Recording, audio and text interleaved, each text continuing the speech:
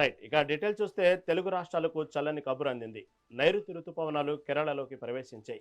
వాస్తవానికి జూన్ 1న కేరళను రుతుపవనాలు తాకాల్సి ఉంది. కానీ అది కాస్త ఆలస్యమైంది. దీంతో మరో వారం రోజుల్లో నైరుతి రుతుపవనాలు ఏపీ, తెలంగాణలోకి ప్రవేశించనున్నాయి. ఎండలతో అల్లాడిపోతున్న ప్రజలకు ఉపశమనం కలిగేలా చల్లని కబురు చెప్పింది వాతావరణ శాఖ.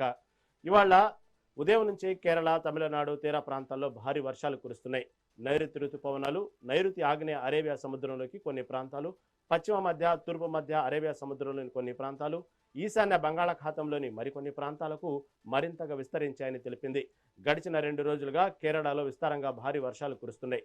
గతంతో పోలిస్తే నైరుతి రుతుపవనాలు ఈసారి ఆలస్యంగా దేశంలోకి ప్రవేశించాయి.